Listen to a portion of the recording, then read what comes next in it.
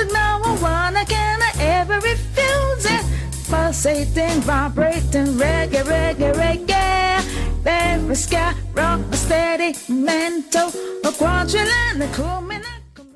So good morning, good afternoon, wherever you are. This is the Real Stuff Podcast. We have a special guest today. His name is Reverend Marvia Laws, and we're speaking about the Black presence and influence in the Bible. And she's going to take us through a little journey. Also with us is Madame Fofier and Flavius, our co-host. So, Flavius, are you there? So, okay, Madame Fofier, as our facilitator and co-host, to say a few words and it really is a pleasure. As you know, go ahead. It's always a pleasure to speak with the women. And the Real Stuff seems to be really kind of featuring the women of recent times. So I'm really pleased because I also see the signs. There are so many signs that the divine feminine is on the rise, negotiating for place at the table, where the divine masculine on a four-seater has taken all four seats over the years.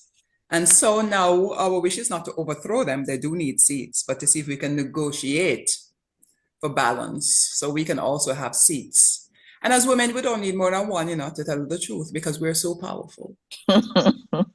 We had a moon ceremony last night, and I heard myself saying, women, do you realize our womb is a microcosm of the oceans? Because that is from where life sprung. So we only want one seat. We don't want it to be a kid. If you want to do a kind of balance, you say 2 on 2, but we're not really interested in that. We want one seat. A firm, secure seat based on balance, based on the need for this matriarchal, and I don't like that word because some people see it as an opposite to patriarchal. Patriarchal, right? So matrifocal. They're complementary, they're not opposites. Mm-hmm. They may be seen as opposites, but in terms of how they work, in terms of function, I see them as, we probably could have coined a phrase and said complementary opposites or opposites in complementarity, something, but whatever it is, we understand.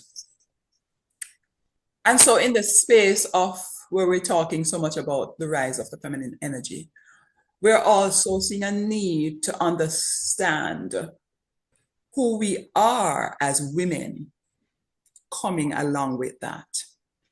And who we are in a space of Black History Month as Black women becomes very, very important. Who we are as Black people becomes very, very important. We talk about the Bible, and we talk about the Bible as a book, and we're not getting to the rights and wrongs of the Bibles and the ifs and the buts about the Bible. That's not for this conversation. Let us accept the Bible has been a sacred text with which many people have and are engaging. A sacred text where people go to, not just to help in their spiritual growth in its most generic sense, but also for day-to-day guidance. And I'll borrow again the Rastafari word, livity. For the day-to-day living of their lives, they go for guidance. However, this is a space that is not as fully understood as we would like it to be, especially if we're seeking guidance, we're seeking motivation, we're seeking inspiration. It is Black History Month.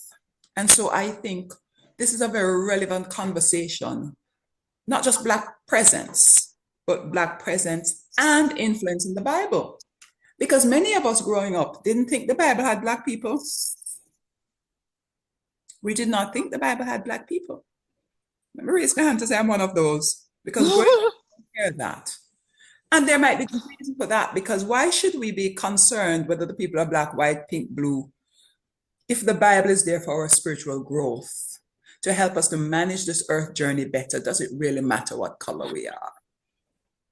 Sister Rev, I'm putting a couple of things in this conversation, because when I shut up is you. Why is an important conversation within or outside of the place of Black history, but placed so very beautifully this today in this Black History Month conversation. Why is it important for people to know properly who is in the Bible? And why is it especially important for Black people to know that there was Black presence, and not just Black presence, it didn't stop there, but also Black influence in the Bible? If we accept that Black people do not give birth, that white people do not give birth to Black people and all the other colors that may be, and even this color conversation is a strange one, but the genetic says is near nigh impossible genetically. Now we believe in God, but we're talking the genetics right now. It's near nigh impossible. So how then do these people become a first people from which Black people get birthed? How is it that it is not genetically that Black people were the first on the earth, because there is the genetic and other capacities to give birth to all colors? And we know we're delving in a space of, we can even call it speculation, because knowledge is we will find some more and more truths keep coming, more and more truths. But it's Black history, Black presence, Black influence in the Bible. Over to you, Sister. All right, so wow, what a big boof as I start. Oh, wow. So sorry. Good morning. Good morning to all the listeners of Right Stuff. Good morning, Brother Courtney. Good morning, Sister Nana Fofie. It is a pleasure to be here. And in particular, it's been a long time coming. I know Courtney has been trying a very long time to get me. And believe me, today almost did not happen, because there are just so many crises breaking out. And these crises are around me and in the spaces I operate. And so I'm like one hand over here, one hand over here, one hand over there, one hand over there. I have 100 hands at work, and one head, I manage 100 hands. But I'm happy to be here because I'm having several conversations this month. And these conversations are related to African spirituality and what happens when that meets Christianity, or when it met Christianity in the enslaved colonial experience. That's one. I'm having conversations. Please. Yes. Somebody have to correct that right away. Yes. You mean when the Christianity meet the Black people? Not when the Black people meet the Christianity. I said when African spirituality met Christianity. So we can talk about the direction when we come back. When we get going. But the other thing that is happening is that since this year's big start in North America, it is when North America has a cold, Jamaica catch it. Every rest of the world catch it and sick too and need vaccine. So right now, with the whole matter of the presidential actions that are clearly impacting most negatively the African American population and migrant populations of people of African ancestry or African descent, people here in Jamaica are wondering, what is the relevance of Black History Month now? Is it still relevant? Is it something worth defending? And we're having that conversation in the church space because a number of us as pastors focus on Black History Month. This conversation is coming at a time when I am having Black History Month focus in my circuit of churches. And here we are looking this year on a recent trip I made to Ghana. And the conversation is not like, oh, I did a tourist trip, so here are the pictures. This is an elephant. This is a bird. It's not that kind of trip. It was a pilgrimage. It was a return. And it was a return from a church space of one of the Christianized, a descendant of those who were colonized and Christianized, and also returning to the place where that act, the horrific acts and criminal acts took place. And so it's going there to see the role of the church in all of this. The church today, as part of the World Council of Churches that began in 1968, that launched in 1968, an official program on racial justice. The program is called the Program for Overcoming Racism. And and that was 1968. Who would imagine that we had to jumpstart this again in 2022 to return to the official program, because for a while we thought that we were getting somewhere. So the conversation is very relevant today, and it's important, still important, has always been important, because I feel more than anything, it is not necessarily more than anything. Let me put it another way. I feel it does a number of things. One, it is corrective. It is corrective in the sense that it is a pushback, of an act of resistance to the clear strategic suppression of the history of African peoples who were captured, traded, sold, and enslaved. So it's a correction of that story, because that story wasn't just an act of capturing people and selling them. When they were brought into the so-called New Worlds, and even when Europe officially occupied in the 19th century, but partitioned Africa and occupied and brought the church along with them as part of the outreach to Christianize the peoples, there was a clear purpose, and it was to enculturate, it was to whitewash, brainwash, to remove the traces of what it meant to be African, as if you can take that out of DNA. But an excellent job has been done, which has resulted in mental slavery. So even though you free the body, the mind is still shackled. The mindset is, the cultural practices, the norms, the values have been adopted. So it is a corrective to say, we as Black people who have adopted this religion as our own, in whatever ways we have incorporated it in our belief system, we must correct some stories. We must read the Bible for ourselves, and we have the right to do so. It's an autonomy that we're claiming. It's an agency that we're claiming, to say no longer should you read the Bible for us, because frankly, from a Baptist space, had not Sam Sharp and Paul Bogle read this for themselves and decided that, no, you cannot own me. You can't own no human being. This is inhumane, and this system must be brought down, and I'm going to resist this system even unto death. That's the reality. So it's a corrective. That's one. Secondly, representation. We all know that representation matters. That when you're reading a story and the story seems foreign, you can relate it to such a degree and no more. And by and large, that relationship is going to be superficial, no matter how you want to delude yourself.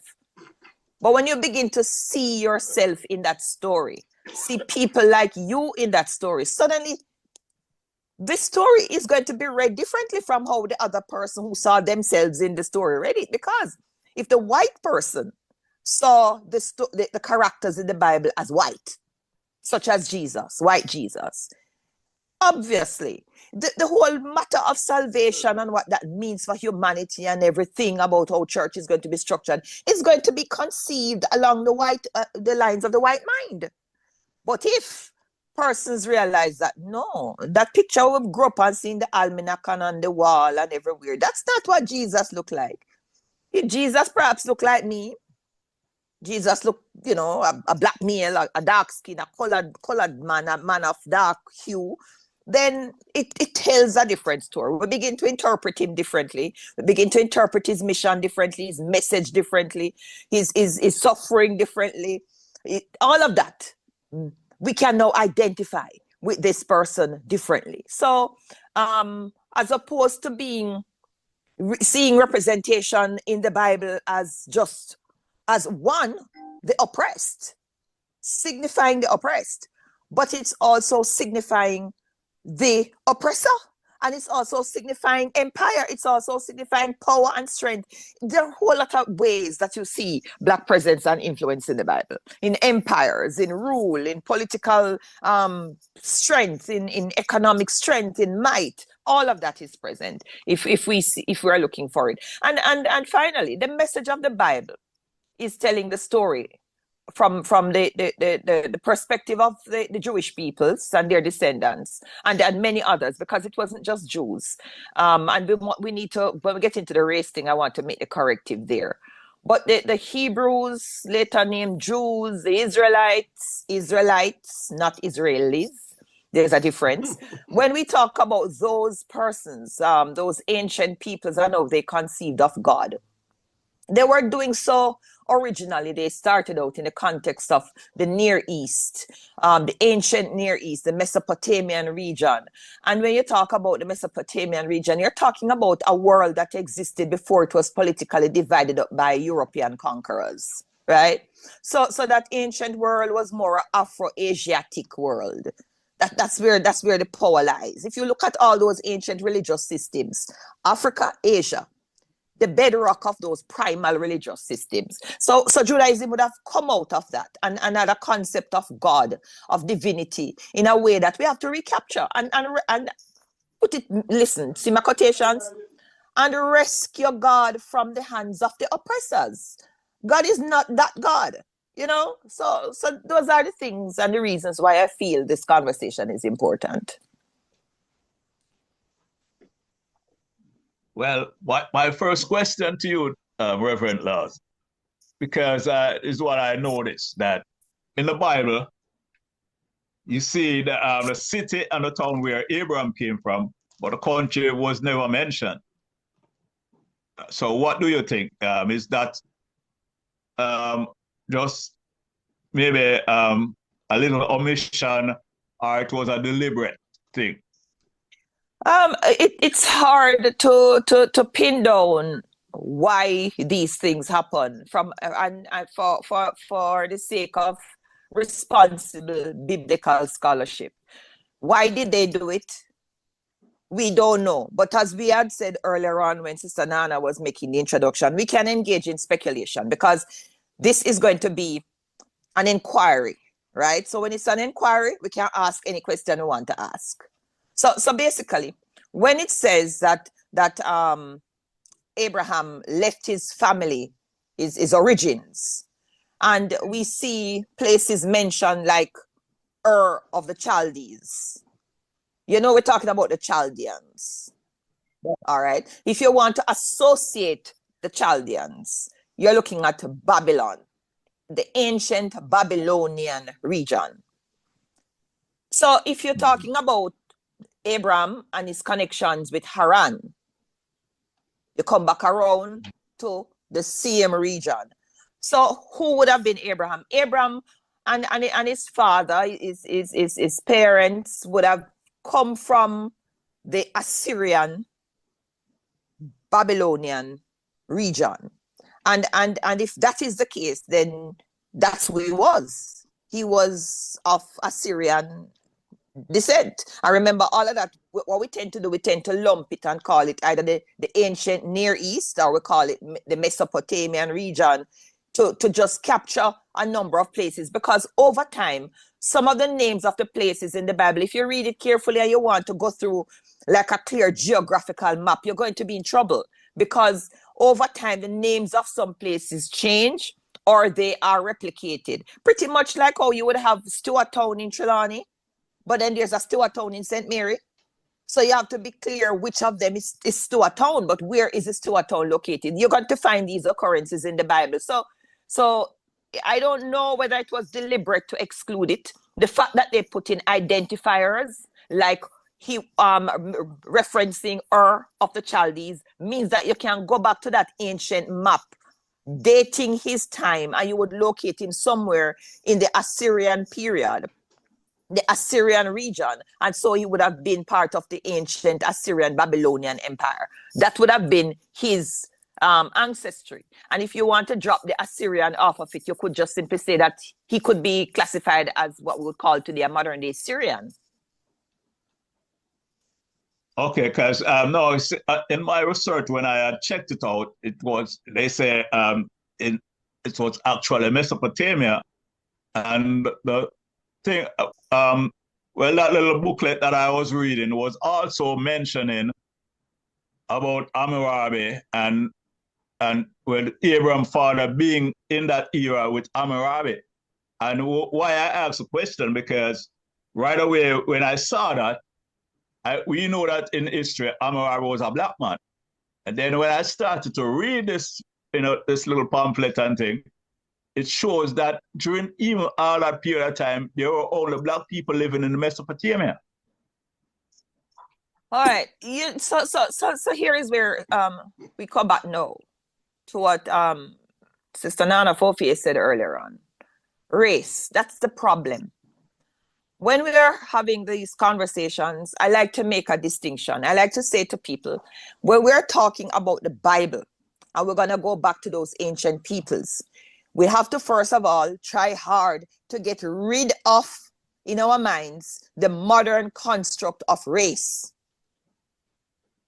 So when we talk about black people today, and we're talking about that from a racial perspective, how we have been racialized as black, white, Chinese, Indian, all those things, yellow, red. You understand me? We have to be careful that that's not what we are imposing on the Bible. Yes, exactly. Because if you're talking about the biblical times before the scientific notion where people began to be identified by skin color as black or white, you're going to have a problem with the Bible, because the ancient peoples of Abraham's lineage, they were not black people or white people in the way we conceive them. They were people of darker hue by nature. They lived in that region, and they were people of darker skin. Yes. They were not black or white peoples. They were Sumerians. They were Midianites, Jebusites, Girgasites, Thisite, Thatite. They were all of these tribal names and tribal groupings. They were the people. So when we talk about who are the Hebrew peoples, we have to understand that these are a whole range of peoples that spoke what we call the Semitic language, the Semites. It's a group of languages. It's not a group of how people look. They spoke similar languages, and these would include what we would call ancient Gaze, Arabic, other languages of the ancient peoples. So the Amharic. Yeah, so we have to understand that they were all dark-skinned peoples. Yes. But there was a time when we look at the Bible now, and we use that kind of differentiation now from the racialized mindset, where the problem now began to emerge with trying to make a distinction even in the early colonized times. So when Mesopotamia would have become the colonizer, and this was done by people who would have been considered the lighter hued people. But how did they get to the lighter hued people? They have a story for it. And the story is, you can use the Hamic story, which is a very, very problematic one. And the Hamic story is the one that the Noah's descendants. That's correct. That is where that big old problem started. It started with Ham, with the three sons of Noah, Ham, Shem, Japheth, and Ham. And each of the sons were associated with a specific groups of people. And of course, the highest one would have been Shem, which would have been the Semites. And the Semites were said, because, we have to place ourselves at the top. The Semites were said to be the descendants of those who had migrated out of Africa, out of the Africa Asiatic Strait, all the way up to what they call the Caucasus Mountains, which of course said that's a cold Europe now, cold top of Europe. So the further you are from sunshine, the less melanin your skin going to need. But it's here, so you come from, you originated, if we're working with the stories, how they made it up and work with it. You start with the origin humanity story in the Garden of Eden. Notice the rivers that run by Eden. All those rivers that run through the Garden of Eden are found in Africa, located in motherland. Motherland. So if that is where the origin story took place, then that's the cradle of creation and the cradle of civilization. So they never had a problem with the skin color problem, is we impose it upon the text. Exactly. So the peoples would have migrated if we're working with scientific theory or even what the Bible tells us, because these were migrant peoples. They stayed here after a while. when we look at the evolution of civilization, track it in the Bible. They would stop at a place, they would plant their crops. Even before they plant crops, they would graze here, then they move. Then they start to settle now and plant crops and build houses, capture land and fight at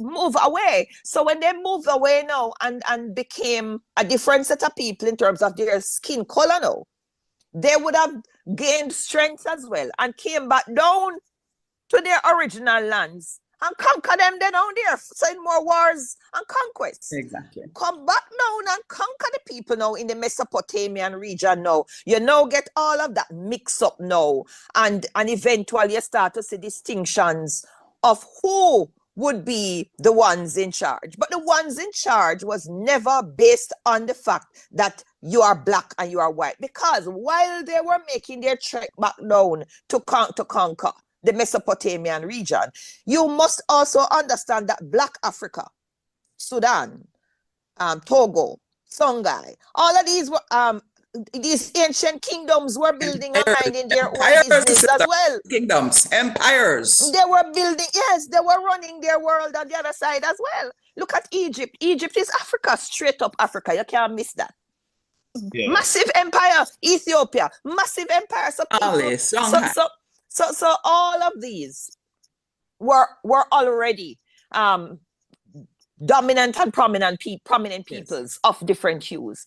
It was when this thing was devised to determine why Black people should be conquered, we became the descendants of Ham.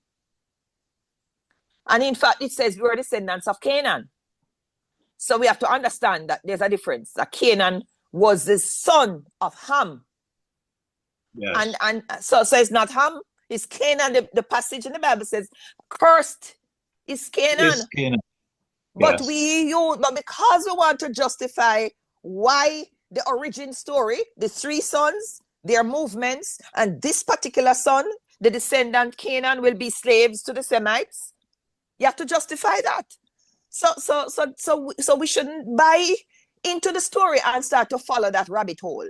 We have to go back to go before that fabrication of race as based on skin color. Go back to the origin story, and then we can then track with all authenticity the presence and influence of Black, because you would begin to look at the kingdoms of Ethiopia, the kingdoms of Egypt, these empires, and realize that even when you begin to look at the term, the Ethiopian eunuch in the New Testament, if you look at the date of that time, what you would find is that there was another trek of Africans who were joining armies in Asia, in the Indus, among the Hindu peoples. There were Africans who were being sold and brought over to work for the northern African Arabic peoples, the Islamic peoples. They were working for them because of their capacity, their brilliance, and their ability to manage the affairs of these kingdoms.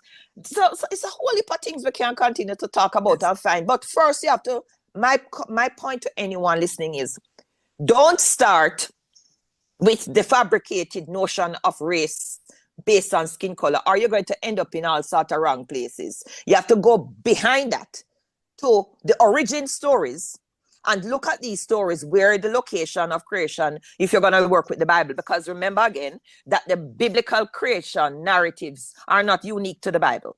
That these creation narratives and origin stories existed among the peoples of the Mesopotamian ancient Near Eastern region. Mm-hmm.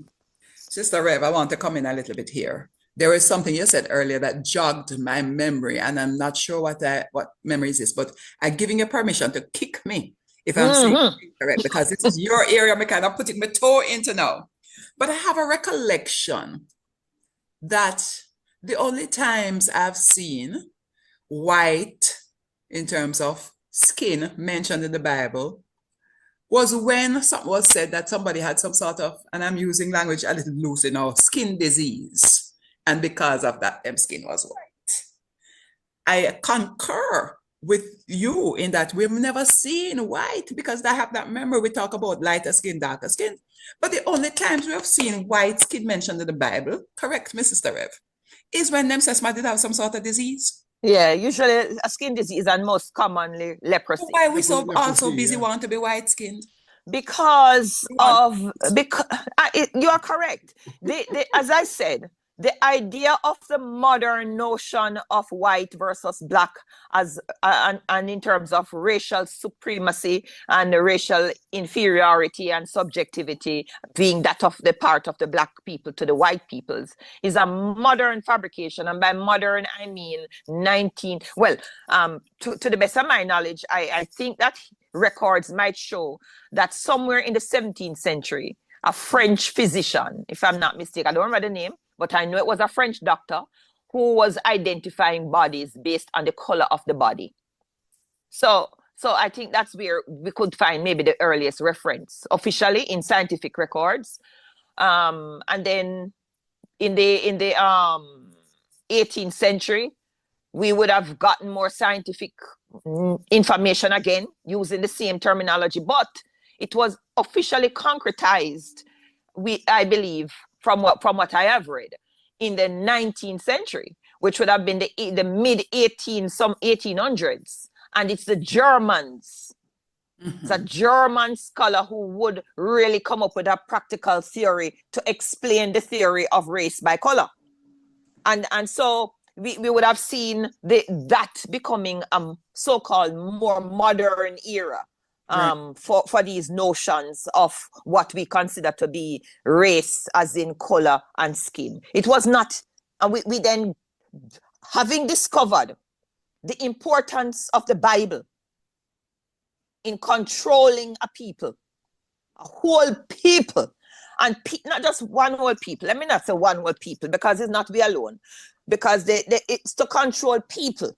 Because that religion plays an important role in society for conformity generally. So if anybody who is Christian or religious is hearing me, I hope you're not offended, but you should understand that that's what religion plays that role in society. It plays the role of passing on norms and values and ethics and morals so that we can know how to live. That's great. And in society, it plays that role.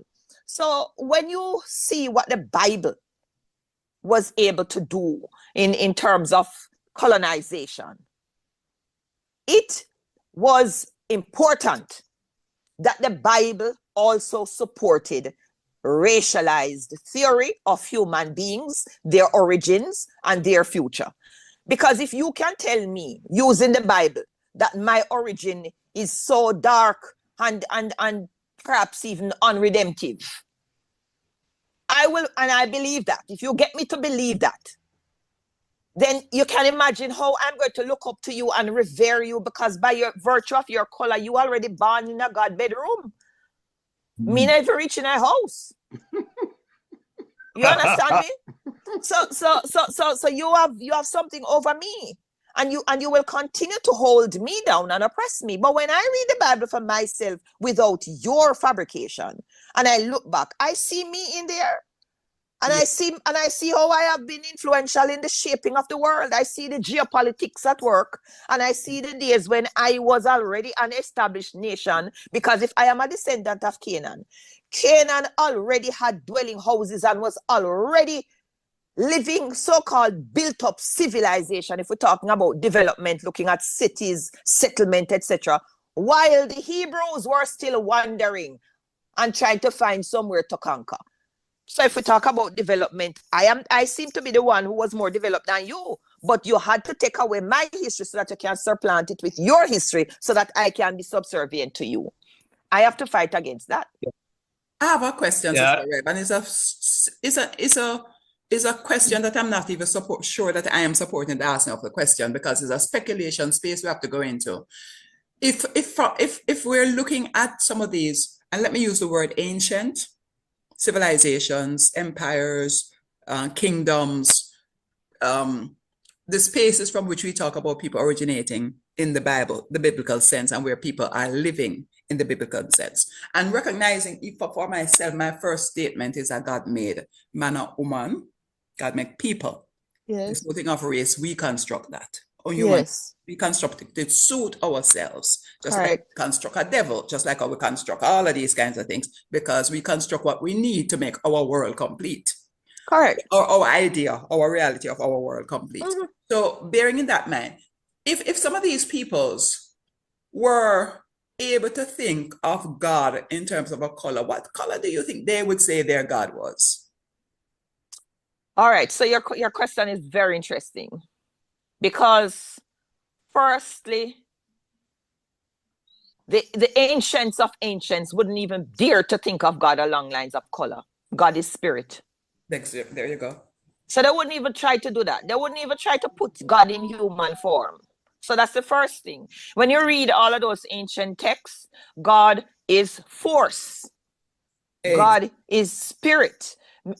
This energy, this thing that and even in the encounter with Moses, you get a sense of God being that which you can't even conceive of. You just can't even think it, because anything you can think of, you create it. You can't create it. So you can't even wrap your mind around the vastness and the you hear me now going to drop a word, Courtney, that Sister Nana and I would really, really get away with. We can't even begin to think of the thatness or the isness of God because it's beyond comprehension. It's such mystery. But if you want to see God now saying to us, I am so beyond your thought that sometimes you can't relate to me. So you know what? Me are gonna make myself visible and manifest. So we see Jesus as a manifestation. Let's work with that. No, don't jump. Don't thump me yet. No, I won't. We're still in the Bible here. So if we're going to work with the incarnation of God in human form, look what him look like. A Galilean. Let's look at the people today who are descendants of these people from the ancient world. Let's look at them. We're not talking about the ones that go to Germany now and Poland and mix up and come back to become the Israelis. That's the distinction.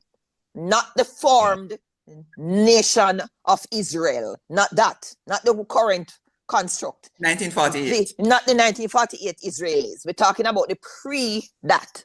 And the peoples who never did leave. So we could look at those ancient, the Palestinians and so on, and look at them. Them caramel color, them have whole heap of milk in them coffee, then chocolate sweetened. They're not white. Because of how we have this world and we have been racializing our minds now, everything that looks lighter than us can pass for white.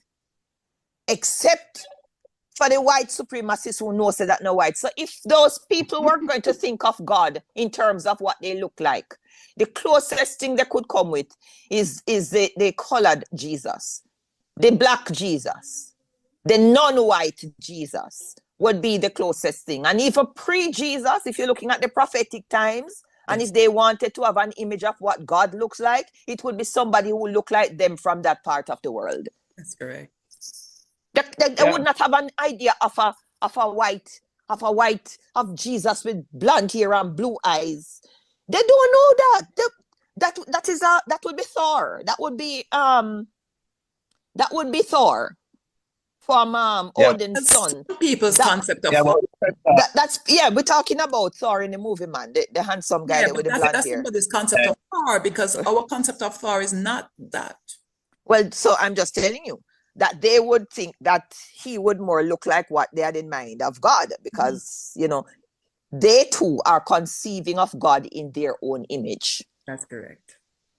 Yeah, but Reverend Laws, yes, the Bible support the conversation in it that Jesus must be a color like us, because in the Bible, this is what God himself said, go hide the child down in Egypt.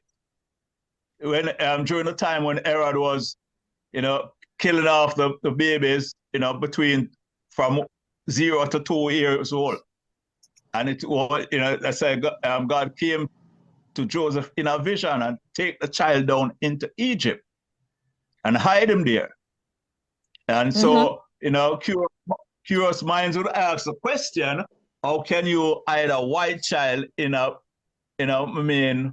so-called black country, then where our country, where so there's all the black people living down there. All right, so if we want to have a sense of a distinct set of features in our minds, we could use something like Middle Eastern. All right, and in fact, All right. that alone, that still wouldn't be correct, because if you look at Egyptians, those who consider themselves to be, I don't want to use the word pure, because believe me, we are so mixed up, and our DNA is diluted to certain degrees. So I'm just talking about features now. So when you talk about the Ethiopians, look at them, how the head shape and the distinct forehead. You see what I'm saying? Right. When you talk about the Egyptians, they tend to have what we call like a thin, narrowish kind of face, still have a little forehead. Look at the Somalians. You see a similar, I'm just saying that you see some distinct features, which would be how you would be able to distinguish or identify someone to say, characterize. oh, yes, that characteristics to say, oh, this man look like he's an Ethiopian man, and this one might be so and so, which is exactly why even today, the Jews, even the Israelis and the Jews, they track their lineage through their mothers, not father. It is by your mother you know whether you're a Jew, because the father could be anybody else, but the mitochondrial DNA that tells you who this child belongs to is the thing that carries the greatest weight. So when we talk about Jesus going down into Egypt and the baby going back into Egypt, remember I said that the early peoples who would have formed the early Hebrews were not just one straight set of people, but a mixture, a collection of similar language speaking peoples. So, and they would have been in conquest in Egypt for a long time, hundreds of years. So being in conquest for hundreds of years would definitely mean some interbreeding took place. That's right. And clear language, Sister Rev, to put it in clear concise language, the Jews are not white people. The Jews are a range of dark to light skin. Correct. As a matter of fact, I will say to you that white does not appear among human people. You have white paint. You have white cloth. You see nobody look like them. There's none of that. You have paler skin to darker skin. Or as one in fact, how we came up with this white. Can I tell you something? Here's an interesting thing. I don't know how many of you would have been following artificial intelligence and the rise of AI, but about 2015, 2016, there was a guy who came out as the first officially recognized cyborg. And he had an implant in his brain because he had some issues, some vision issues. He was colorblind. He couldn't see colors. And so and see them correctly. So he got this implant in his brain to assist him. It's an experiment, but something interesting happened. He not only saw colors, he could hear colors. Because what is represented as a color gave off a vibration, and his brain could hear it that the regular human couldn't hear, but he could hear it. And he found out, or he said from this experiment, that there is actually no black. He said it's a variation of shades of orange. There you go now. Just like when rust gets really, really, really dark, how rust look black. But then there's no black. So he says, really, there isn't anything called black. It's just various shades of orange or brown. That's really what the spectrum really is. And so that is an interesting thing to add to our conversation, to say that this matter of skin color, this so-called white skin, is really a metaphor that went too far. Because white has been associated with purity, and white association with purity but black also has powerful spiritual meanings. Hello. But the polarities that we use has always been good and evil, pure and corrupt. And so when you follow that line of what dark stands, everything that is negative falls under that. So I'm saying, so again, when we are doing our explorations, we have to start from where we are and first identify that we are working with modern constructs. Mm-hmm. And if we want to get at something different, we have to see as best as we can to set aside those constructs and say, all right, so what if I didn't have this information informing me or coloring my thoughts? What would I be looking for? Because then your eyes will be open to see some other things that you can't see if you're working with what you have been told. And that, you see, that race thing is what we need to begin to attack. We need to break it down. You know, because it continues to create these divisions and these wars among us. Instead of us being one human race, we are fighting because we are black race, white race, yellow race, pink race, and of course the white race, the light race, the good race, the pure race, the already inherently good race, and the rest of us are the discarded, the corrupt, the demonized, the demonic. We need to get rid of those notions, and we need to fight against them. But they became necessary, you know, Sister Rev, became necessary when we decided as co-creators that we're going to shape and form the world outside of God's will. And I'm daring to say outside of God's will, because we've gone to more concepts of evil. I mean, we create a devil. In African spiritual systems, there's no devil. We don't need one, because our hope, our prayer is that everybody will do well and succeed. Everybody will learn to care for them neighbor. Everybody will learn to be kind, to be compassionate. What we need a devil for? So we never create one. So what did you call that which did not align with the kindness, goodness? That which is what you call it? And needs healing. That which What, needs. so what? So you didn't personalize it and give it a name? No. But if community members step out of community, the job is to bring them back into community, not to send them to hell. Hi, your brother and your sister. Hello. Okay. All right. A conversation for another. But if they don't, is that everybody will be restored, be rebalanced. Okay. We can't send them over your What's the one? When are you? Oh, you when you come now, then you beg for mercy. It is always applicable for somebody else. Love it, Sister Rev. But when it's you now, you go established beyond reasonable doubt. If I want to think about the conversation though. Sorry. Yes.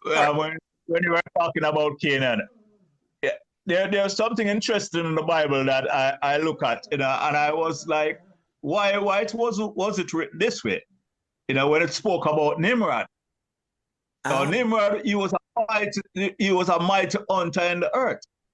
And I'm saying this man was the first world ruler. How comes him be a hunter like? And the context or the presentation is trying to say that this man was just out there hunting food or killing animals for food or something when the man was conquering lands. Tell me where you're dealing with him at. Where?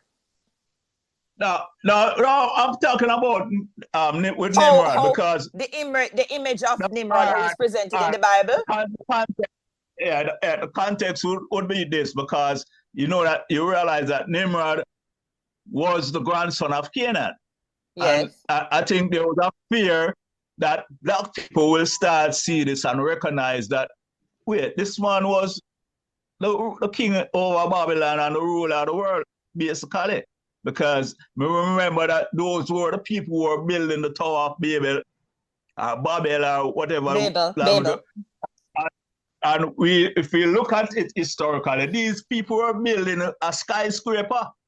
All right. So again, remember now, as I said, my rule, how I work is. Yeah, I know. I understand that. All right. So if we're looking at it from the perspective of wanting to see characters, empires, kingdoms, geopolitical locations of power and strength, as I said before the construct of race that was imposed upon the Bible, then all you're seeing there in those stories are black people against black people, black kingdoms against black kingdoms.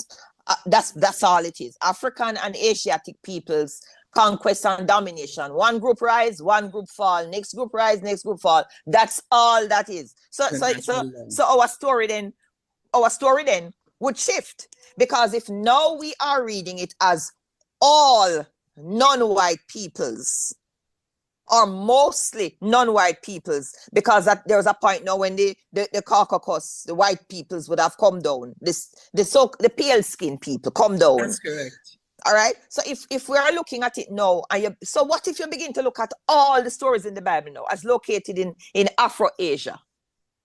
All the kingdoms are there. Remember the whole Bible from outset, because remember that before it was a written accounts in Genesis, these were oral traditions.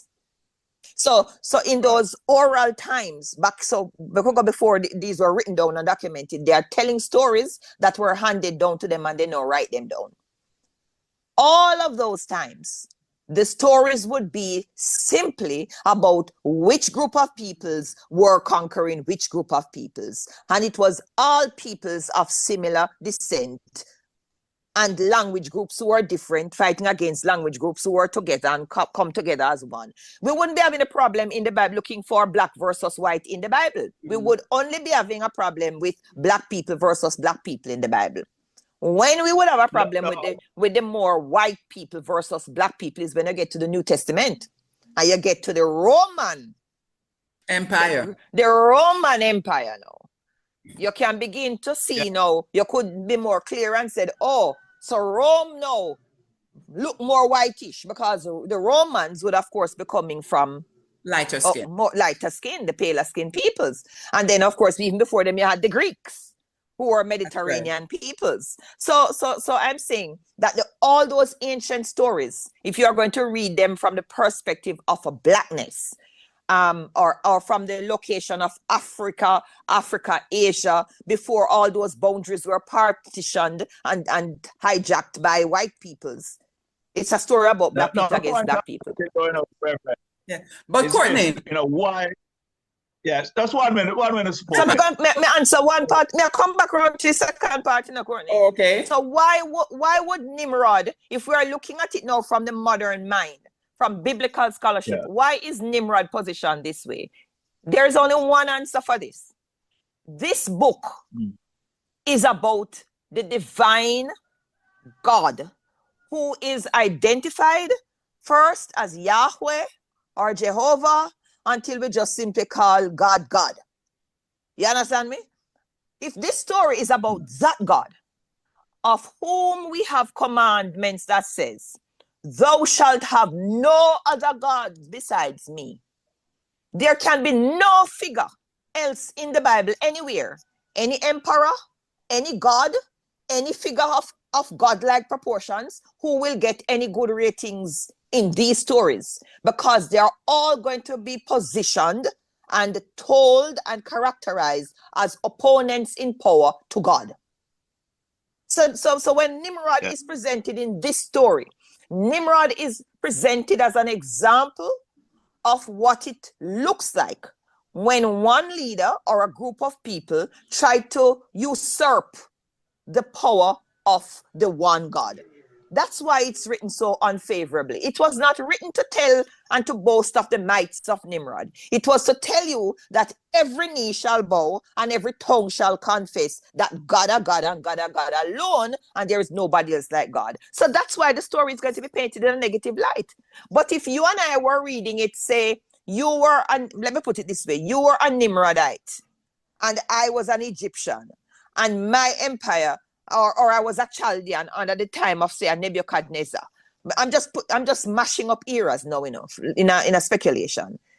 The story would be told differently, because I would be telling the story in favor of my king and my God versus your God.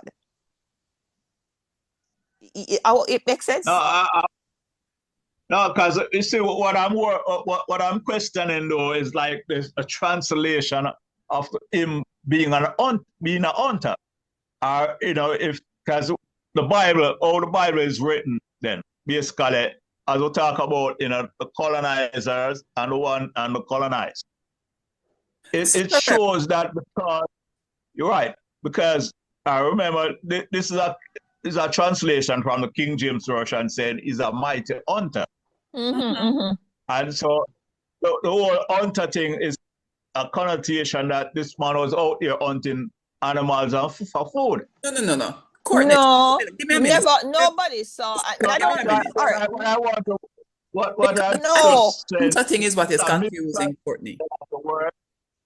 Yeah, because I've never go back to look at the Hebrew word But is this a mistranslation or something that they were trying to hide purposely? No. Your No. definition of hunter is much too narrow. Let me go and talk, and I'm gonna look for this for you. Even outside of biblical text, go to indigenous African communities. The hunter is a powerful person. The hunter is a powerful person. They're not just out there hunting food. A lot of times they're advised to move a village for whatever reason. It is now becoming not so, productive. The land is shifting, all of these kinds of things. The environment is changing. Those suggestions come from the hunters. The hunters are the ones who go out and discover land for new villages. So a hunter is a powerful person in the village. He advises the highest authorities of the land. Look, it's time now. See, because it's his connection with nature. That's what hunter talks about a lot. That connecting with nature. A lot of them hunters go down and then they hunt the animal. They call the animals. They come here. Okay. Powerful spiritual people. So if you narrow it to the concept of just hunting animals or that sort of thing, we're not talking about the hunter in the context of early peoples. We're not talking about, you're talking about hunter from present day knowledge. But I'm all right, so here what says, let me just the game around the place. This is changing, that is changing, the environment is changing. Look at the weather patterns. Let us move. I'll spot a land. I'll go out and spot a land. They were the ones who went furthest out. So don't narrow the definition of hunter. I think that's what I am getting locked into here. Right. And actually, when you look at the text, because I'm just taking a quick look at it now, and I'm looking at Genesis chapter 10, verses 8 and 9, or 9, 8 to 10. And it says that Nimrod was a son of Cush. We know who the Cushites were. All right, we can locate the Cushites. One of the things we have to understand with these stories is that the Bible is not a history book.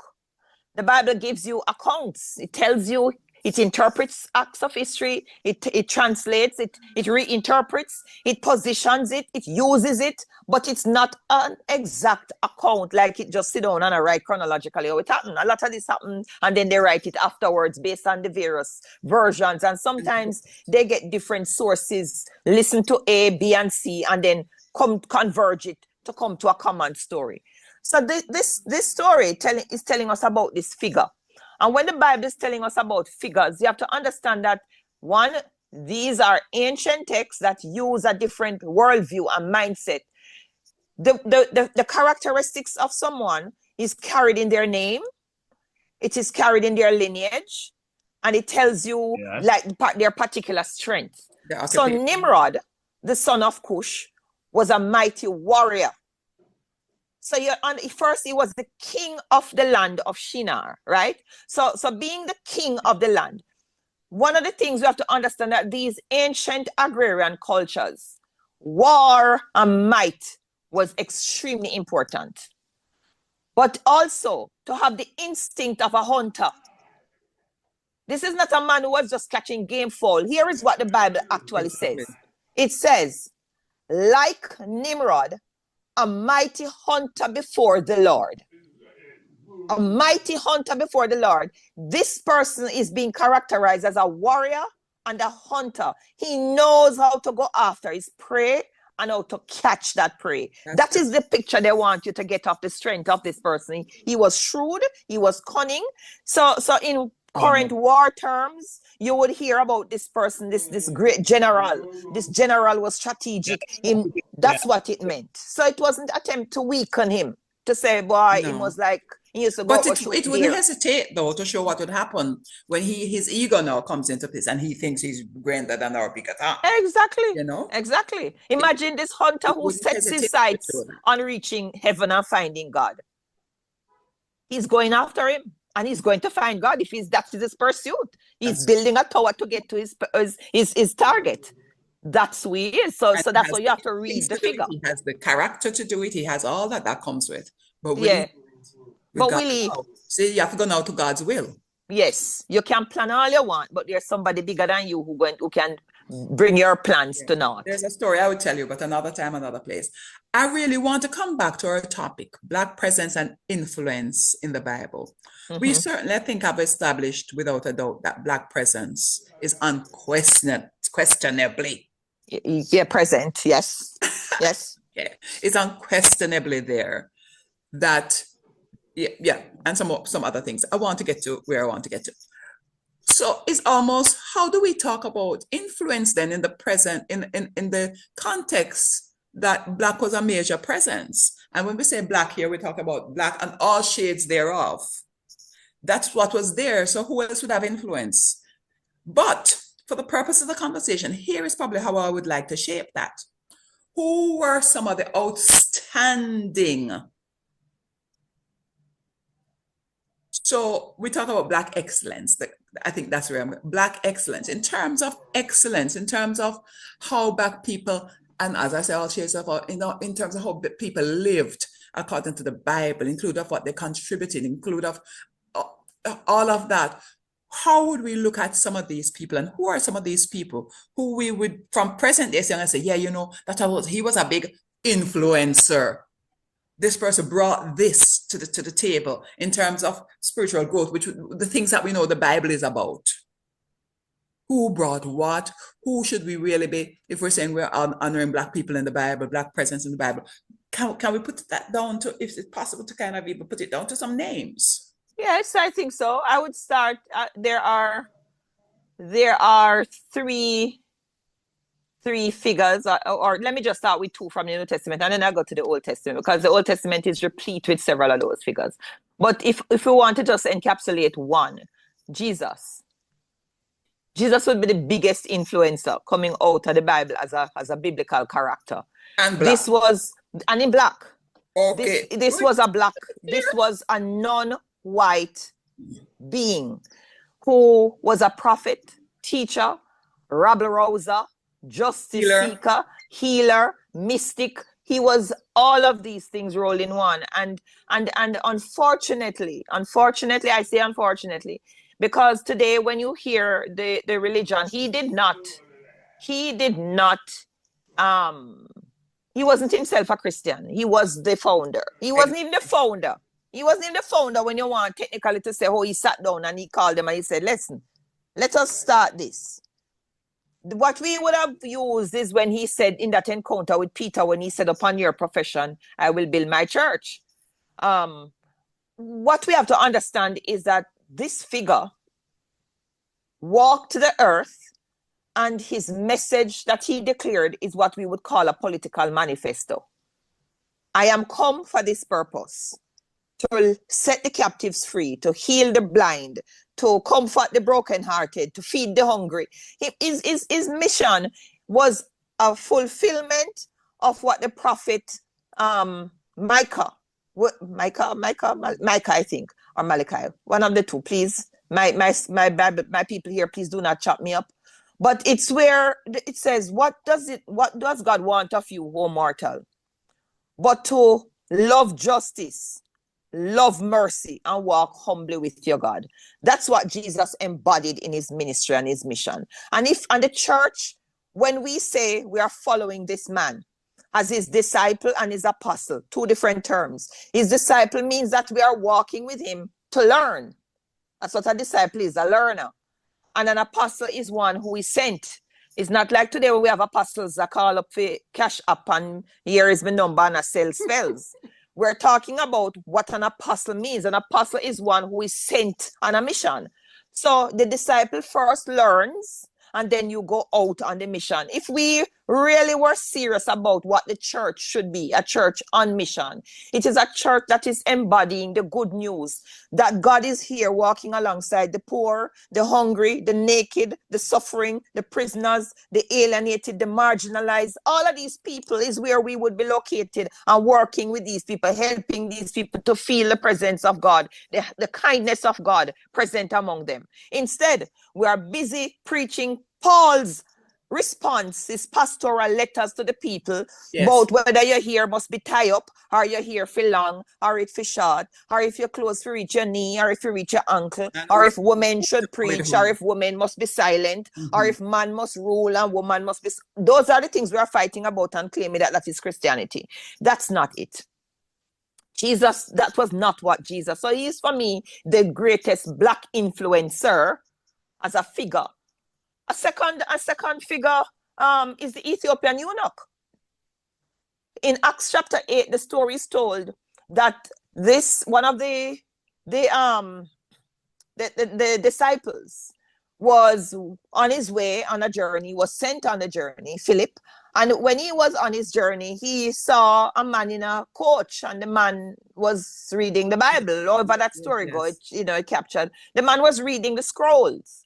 He was reading the Hebrew scriptures, and he was confused because he didn't know what it was talking about. But we must understand that the man was coming to Jerusalem to worship. He had the scrolls with him.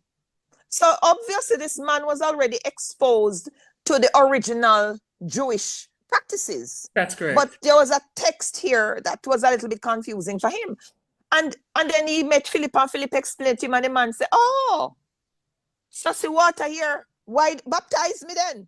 Since baptism important, baptize me." And he was baptized.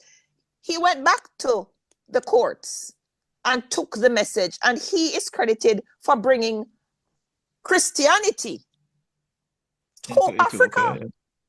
And out of that would emerge the Coptic Christians, the ancient church, long before Rome.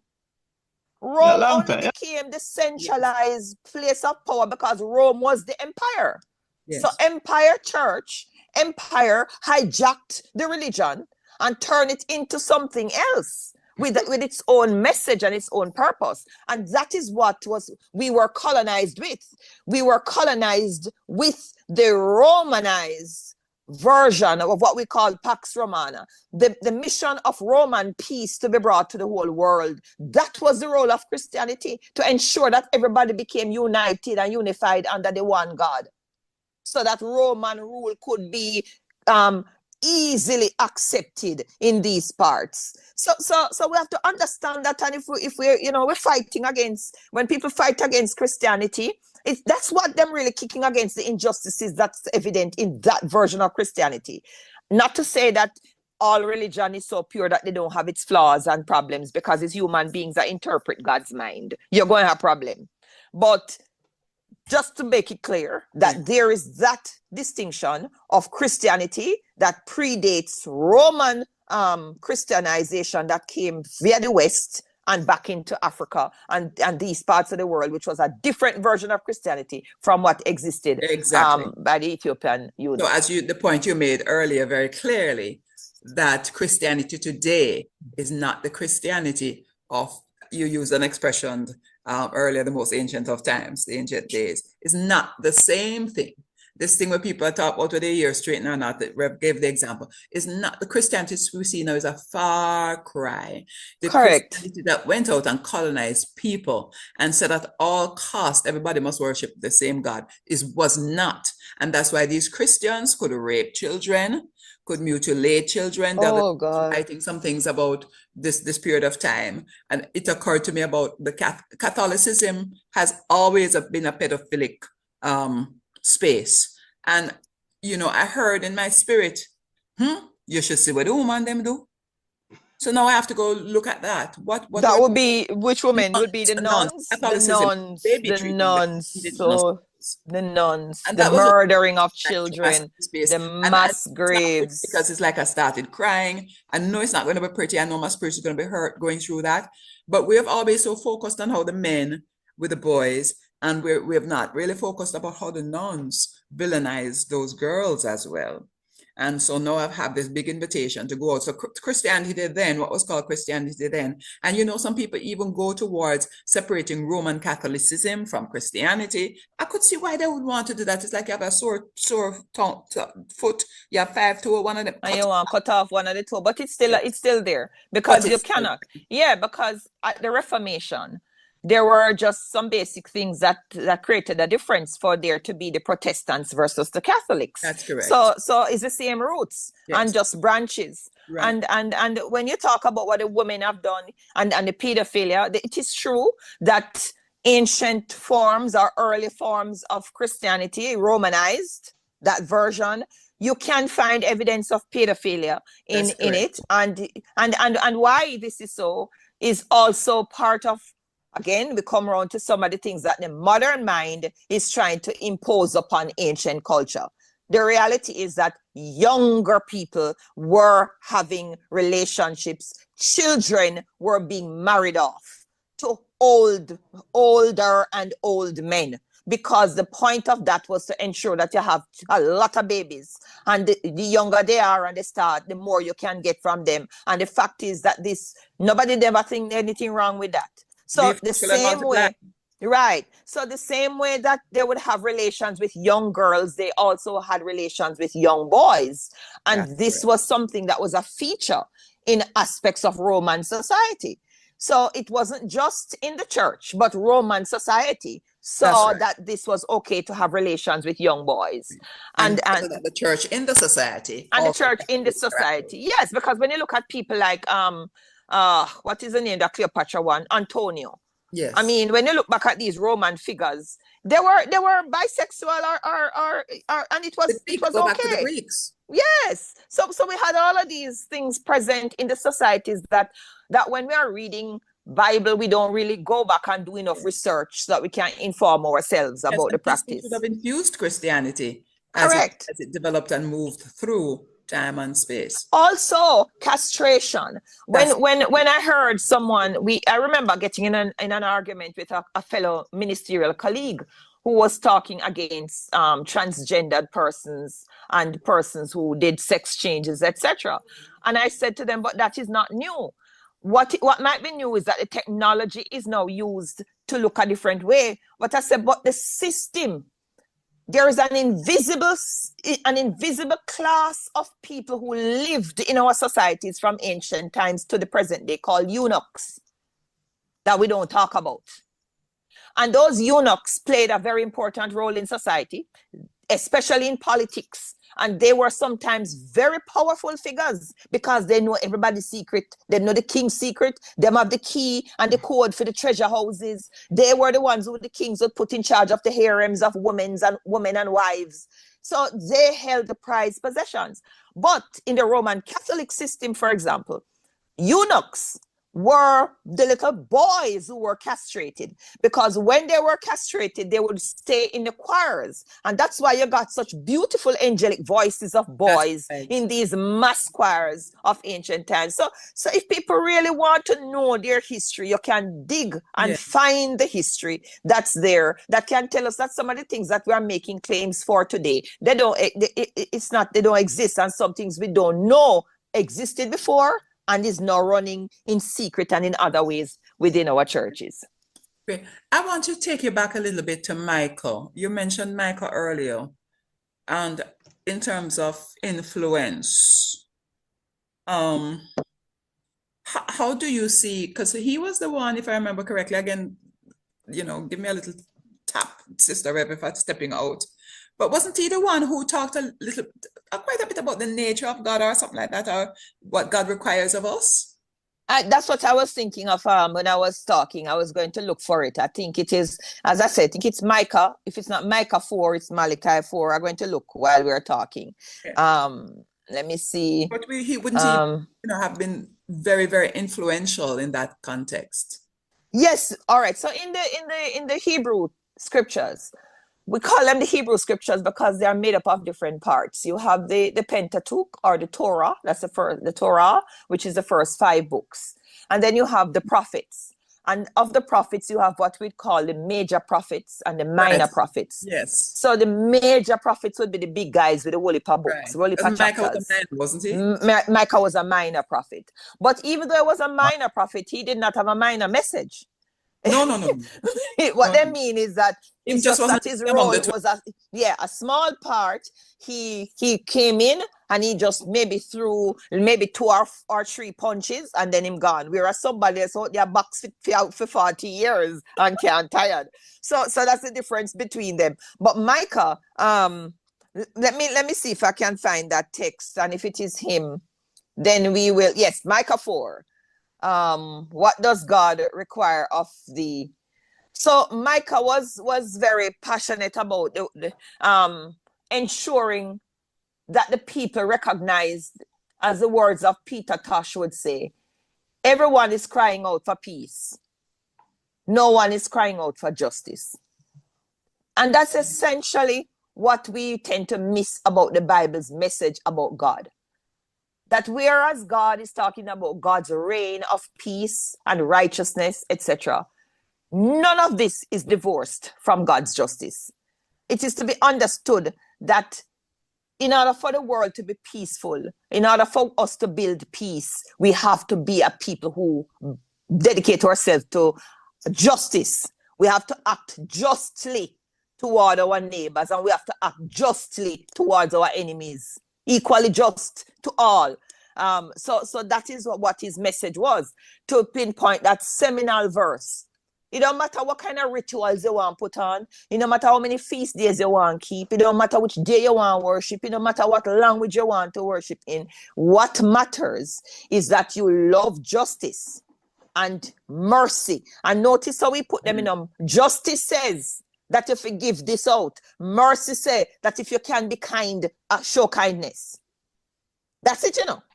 So even though you deserve this, I have the will to not give you what you deserve because I love mercy. So mercy balances out justice. So when you see your Christians now calling out upon God for retributive justice and justify like what happens down in Israel, and Palestine, between the Israelis and the Palestinians, to say that one strike, so it is okay for you to wipe out the peoples because you want to prevent them from getting back on their feet to throw another punch at you.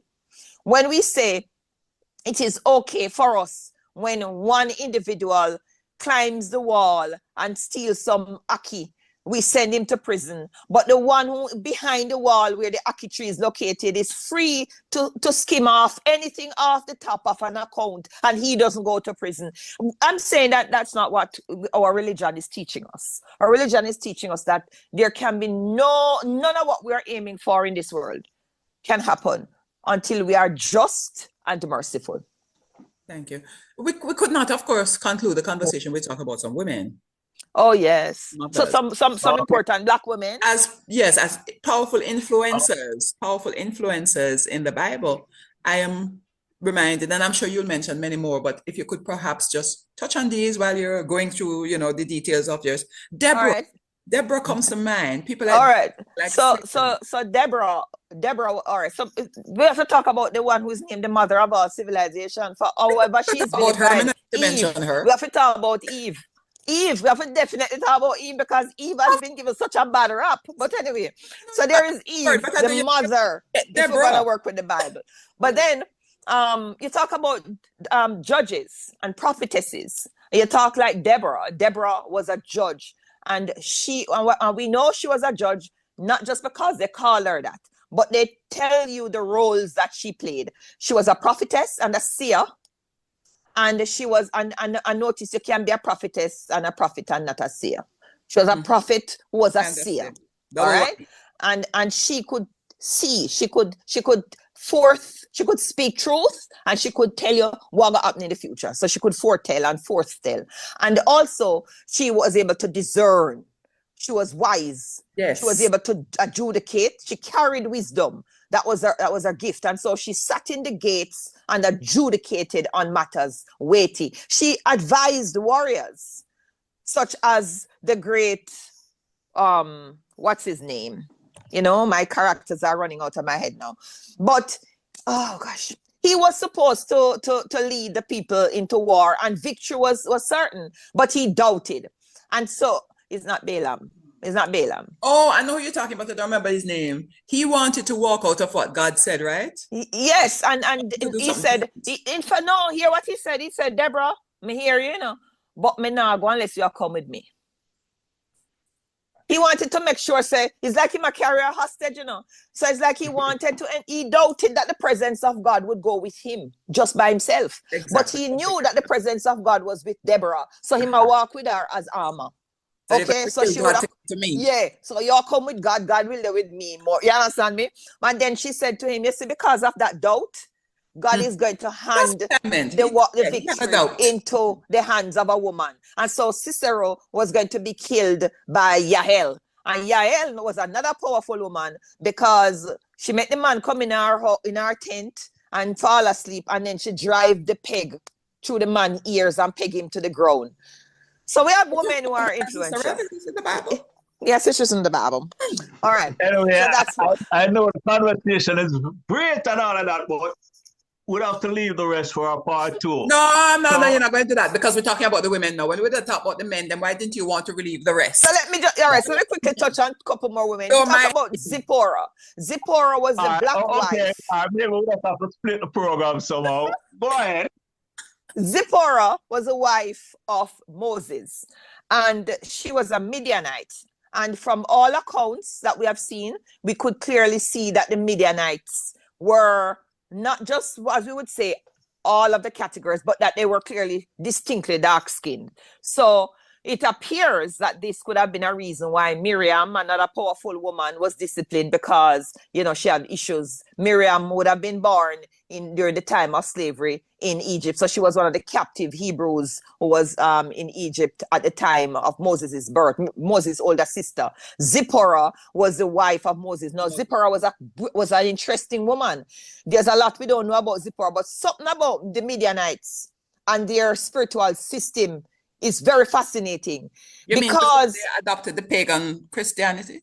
No, man, they weren't Christians, man. They were pre-Christians. They were Hebrew. That's what I'm saying, sister. No, not Hebrew. They were Midianites. Religion of Christianity. They had before spiritual system. Yes, man. Yes, man. That's the point I want to make. The sister here. The Bible passage tells us that God wanted to kill Moses. I saw it saying no. No, we don't know why God did want to kill Moses, and we don't know if I really saw it mean, but that it said. We don't know what happened. We don't know what happened. But it says that she cut off the foreskin. She did a ritual with the foreskin, Moses' foreskin, and gave it to him. No, she feed him with it. No, me want to know what kind of obia is that, sister? We not tell you. We not tell you that it's true. But the point is, something happened there, and the act that she did prevented Moses' death. Clever but remember woman. now, Sister Rev, when we did do it, when we were under threat, it became obia and bad luck, and it is illegal. Yes, of course. You have to go back and arrest her and charge her for obia. All right, so we have to go do a retroactive obia, exactly. criminalization. So that's another powerful woman. Another one was the Queen of Sheba. But Reverend Marvia, you forgot that Midian was a son of Abraham, and Zipporah was a priestess. Her father was a priest. Yes, yeah, man. I said that she was a wife of Moses. So you're calling her out as a distinct priestess in her own right. Yeah, so she performed a ritual, as I said, and that ritual is very interesting. We'd love to know what else they did. But we want to believe that Moses, the ways of Moses acted, similar to how Daniel acted, shows us that they learned some systems and they exercised those systems. What he would have learned from the magicians and so on in Ramesses' court versus what he would have learned from the Midianites when he ran away and met them in the desert. I think Moses learned some things that he went back to perform those miracles, let my people go kind of thing, and the plagues, etc. So there's a whole lot in that story that we can interrogate from a perspective of ancient forms of spiritualities that were exercised. Another powerful woman, as I said, is the Queen of Sheba, she who came to have conversation with Solomon. Now, as we know, wisdom has become masculine. As you say, around the table, women are excluded from this table because only men seem to be carriers of wisdom now, which is not true. Because if you look at the ancient understandings of wisdom, even as the Greek language describes it in the book of Proverbs, it is Sophia. And Sophia is wisdom. And so it is lady wisdom because it is a feminine aspect, a feminine trait. And so this idea of women being excluded is crazy because women we know carry intuition a different way from men.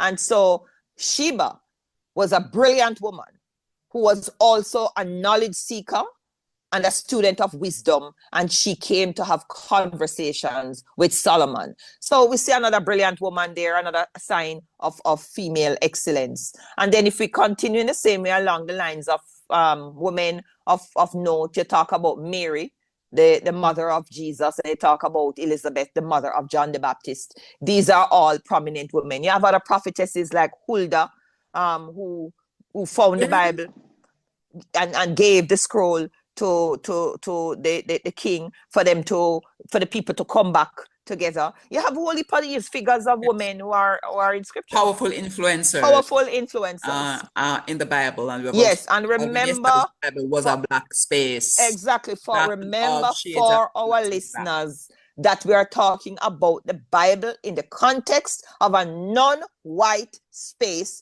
That's long before this fabrication of black and white came about as it relates to skin color. Long before We put white in the Bible. Yeah, we imposed. When white appeared in the Bible were times of the skin disease and your skin turned white. Yeah. Paint is white, cloth is white, birds are white, people are white. Precisely. But in fact, anything that is similar to white in the Bible, the reference would have been light. Light. White light. That's yeah, exactly. And so, just as a mark of respect, Courtney, you're not running me. We're talking about the female agenda. I'd like to mention, we mentioned Eve, but Mary, the mother of Jesus. Rahab, the one who did hide the people them. Mm-hmm. All right, my sister, Ruth, Esther, Sarah. Listen. You Holy for them. Let's talk about Rahab. Yes. Rahab was another woman. She was located in the promised land. Exactly. She was Canaan. She was in Canaan. Mm-hmm. And so when she would have been among the peoples, unfortunately, when these stories are told, we must understand that they are told with a particular agenda. They are supporting the narrative of how these people came to be chosen, how they remain chosen, and how they will always be the chosen. So we have to understand that. So Rahab's story is one where the spies went into the land to spy out the land to see if they could conquer the land and how they were going to do their strategy. And Rahab hid them. Rahab was a very smart woman. She negotiated. She said, if I am going to save you and hide you, then you and your God will have to defend me and the whole of my household. Yes. So her entire household was saved along with her. So you can imagine now, here was another woman who would demonstrate shrewd leadership and negotiation skills, even as she hid the spies. This was... Let's not forget to mention that she was a prostitute. No, and let's not agree that she is a prostitute. That is questioned. That is what them saying. The Bible names her and says Rahab the harlot. Yes. However, the harlot. My apologies. We should know that this was a woman running an establishment. That's right. She was and in fact, her establishment was known as somewhere that put up visitors because they went to ask her, what the people them where you put up? Mm-hmm. So it was a known establishment. So she was a businesswoman. She was the head of her household. Regardless of the nature of her business, but isn't it such a wonderful story how the Bible teaches us that everybody has a part to play? Yes, and the story is not telling you that, it is okay for you to go out. That's not the point of the story. The story is telling about a woman in her independent capacity whose means and resources contribution, and we're standing here this Black History Month talking precisely about her in the Black place of the Bible being present and being influential. And she was listed in the lineage of Jesus in the New Testament. When you read the New Testament of the woman who were in Jesus' lineage, Rahab was there, and another one named Tamar was there. Tamar played the role of a prostitute. Never remember that one. Tamar, her story was with the judge Judah. She was married to one of his sons, and his son died. And she wanted to marry another son so that she could give birth to a heir. Because you know that having a heir would secure your being taken care of. Because being a widow and don't have anybody to take care of you, you're on your own. You're very vulnerable. So she wanted to go the process of the levirate marriage to marry one of the younger sons. And Judah said, no, I'm not give a son. No. And Judah denied her. And what did she do? She dressed up one night like a prostitute and put herself in the way of Judge Judah. Judah met her and said, come here, man, we're going to do something. And they went and they did something, and she was very smart. She said, can I have that staff that you're carrying? That was his staff. Yes, the staff of and he said, yes. He said, okay, gave it to her. And then the news broke next day. Big news broke now. Oh, she is found to be with, not next day, later on, she was found to be pregnant. How could she be pregnant and she was not married? Her husband died and she wasn't remarried. Clearly, she must have given herself to harlotry, and they were going to do the right thing, which was to stone her to death. And she said, can I identify the man with whom I slept? And they gave her permission, and she pulled out the staff. And Judah's response was, woman, you are more righteous than I. So Tamar stands as a sign of justice because she took matters in her own hands and called out hypocrisy of a system that would twice disenfranchise her and would deny her of what she should rightfully have. So she stood up to the authorities. So Tamar is in the system, harlotry, sexual misconduct. Rahab in the system, sexual misconduct. Mary in the system, sexual question mark. How did she get pregnant with the angel name? You know what I mean? So all these stories are about women's reproductive capacities to carry the future of nations and the world. To continue the future and establish and sustain the future of humankind. Correct. And in a particular way, in a particular direction. Whatever color the people be. Whatever color. It comes through women. Exactly. Big influences in the Bible, men, women, of many colors and many creed. We have chosen this conversation in Black History Month, but we're redefining Black as any color from the dark to the light. The shades, exactly. And we are definitely allowing people to know that there's no white-skinned people in the Bible except those who had a skin disease. Or those who would come later, like the Romans, who we consider to be much later. Who did a powerful job of redefining so much of what was Christian and biblical text. Correct. What about the rest of our case, gentlemen? Any children of note? Children of note who would eventually grow up into adults. One child, a story of a child of note would be Samuel. Samuel, the boy Samuel, who his mother Hannah couldn't bear children, and she had him. He was her only child, and she took him and brought him back to the temple and dedicated him in the service of the Lord. And the little boy Samuel got a prophecy as an infant boy. That's right. And he had to carry the prophecy to the very man who was his mentor, Eli, to tell Eli that God said God is going to destroy the house of Eli and kill Eli's two sons. Imagine a little boy being given that weighty message to carry to your senior, your superior, about the household in which your faith was being nurtured. Samuel would grow up to become the first and foremost prominent of the priests who would later inaugurate the kings, the period of kings, because he would be the one to anoint Saul and then later on David. So the boy, can't forget David. Right. So the boy would grow up into this. The boy Solomon, these are figures who we see in childhood. The boy Solomon, who was a boy and he was given the throne, he prayed for wisdom, that he would have the wisdom to know how to lead God's people and to judge right and to make the right decisions. So that's another incident of a boy. Josiah was a child king.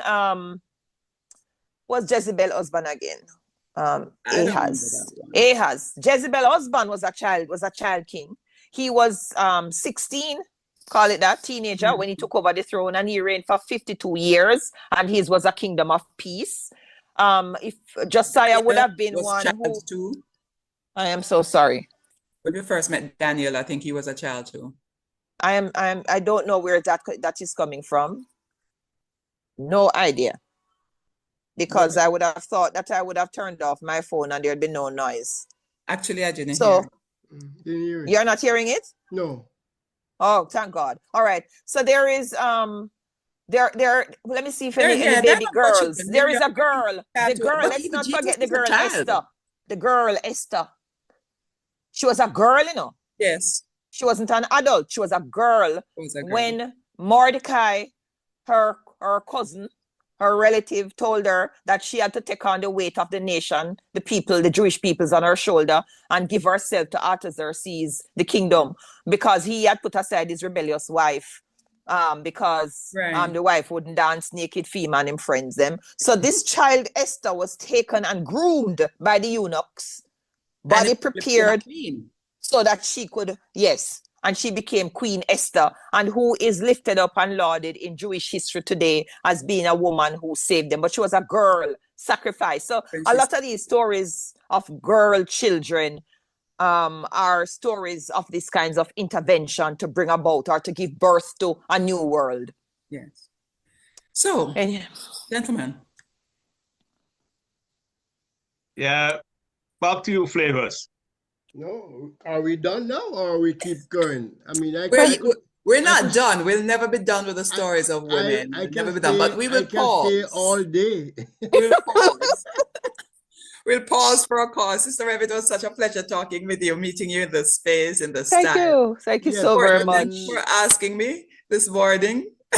It's always a pleasure. Good company. Yes, it was really indeed a pleasure. I'm Yeah. so glad that I accepted the invitation to be Thank here. you so much. And thanks again, Brother Courtney and Sir Flavius. Yes, Flavius thank sound like you. one of them Roman But isn't Roman person. Roman? Yeah, the name is All of from them that into the era. Bible. Yeah, Yes, man. the name is Into the from that era. Like Yes. Flavius and Cassius and all them, Yes. Linus and Lonius and Paulius. All of them. Definitely all of Roman. them. Yeah, all Yeah. of them. But Yeah, in the early yeah. stages of putting the Bible together, wasn't there a Flavius?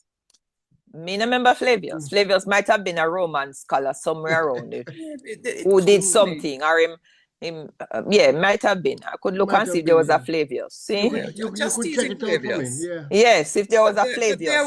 there was a Flavius in the early parts of, because Unless it's they started Flavius, just there's a forward and Flavius they in the started gospel. writing and yes. Who maybe was it him whose shirt who did run leave him shirt? Let me look and see Flavius in the Bible. No, I don't think it's something like that. I think it has to do with Run left him the shirt. Bible. No, Josephus. Flavius Okay. Josephus. Josephus is a Jewish historian who has written a lot about what has transpired during the period of Jesus, etc. Yeah. So yes, so that is the one. Flavius Josephus. Okay. He was a Roman, was a Jewish scholar, but who lived in Roman times. Okay. And he wrote a lot about the Jewish revolt, which would be the books that we would have in the intertestamental period, or the apocrypha books as they call them, the first and second Maccabees. Maccabees. The Maccabees, Maccabean, yes. So that's it. That's Flavius Josephus. So see, Courtney, Another influencer. all over the place, man. Yes. Thank you again. Thank you very much for coming, but more so, this is one of the most colorful presentations that we have ever had. Really, really colorful. Thank you. And I know Rev have a very difficult time, I mean, she's so busy, but we have to ask that you find some more time for us to come and speak to us again. Please. We have Just send me early. To discuss. Yes, just send me early and I will set aside the time. Okay. Courtney, what are some of the things? Courtney will deal with you. Yeah. All right. No problem. No, what I'm saying is that you spoke about the hijacking of Christianity and whatever. That's a big topic to me. Definitely. It was done so many times. Correct. For very selfish reasons, That's correct. Yeah, that's a topic in and of itself. Correct. And to discuss what is happening now with all the different parts of Christianity itself. Different churches, everybody taking a little space out of the Bible and build a church on that, Yes. I'm seeing a lot of that. Yeah, the divisiveness is a sin. It's a sin. Never heard It never is heard just it so called that against before. everything that early Christianity taught. It's a sin. Mm. Last week I shared with my members, just using the World Council of Churches as an example, to tell them how in 1968, when the World Council of Churches established its racial justice program, one of the reasons why a number of so-called evangelicals broke away from the group was because they were funding freedom fighters in South Africa. Okay. And I mean, that's not common knowledge, but meaning it's not, everybody don't really know, but that's a fact. It's there, it's recorded in history. So when the evangelicals broke away, they were largely the evangelicals of the South of the US, who would have already been sympathetic to slavery and who would have already been staunchly in favor of the Jim Crow laws and did not want any kinds of freedoms for Black people.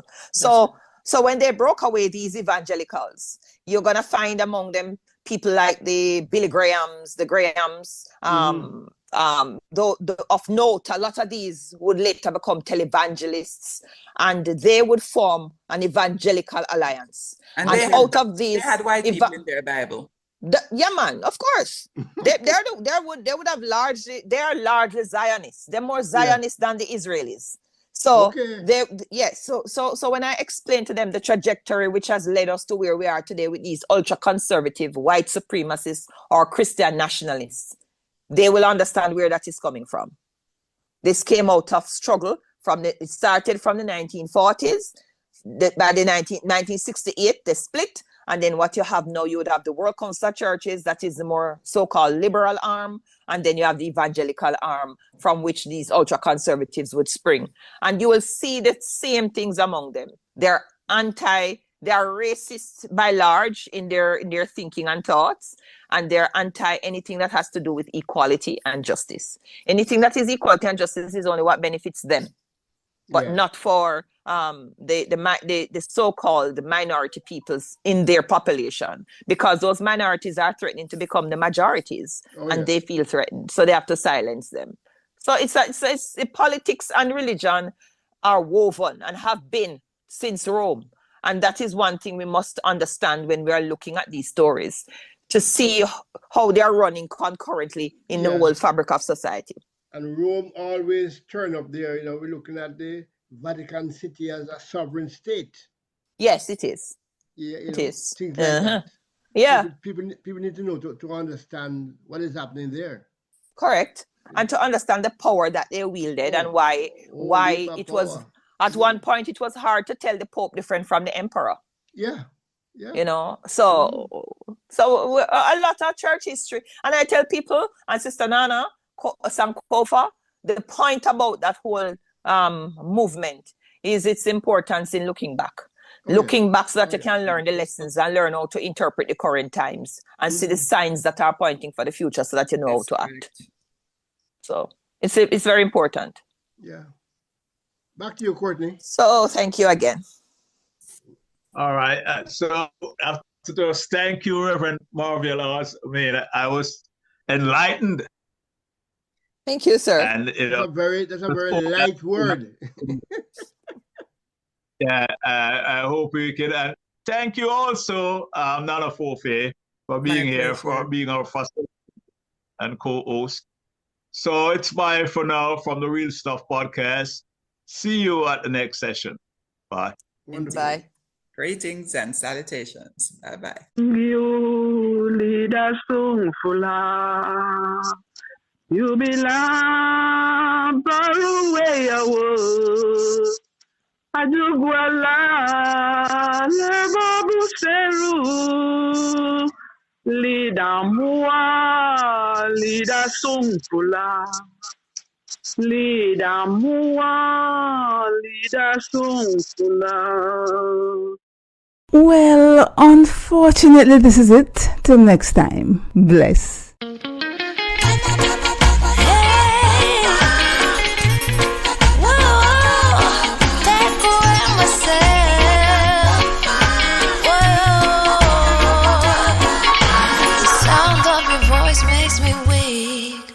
All you gotta do is just speak. One word is enough, and I'm no longer so rough. I forget what I was trying to say. I no longer do what I was gonna do, but you're no good for me. That's why me do what set me if it could flee. Me I fi take away me say. Me I fi take away me say. Me I fi hide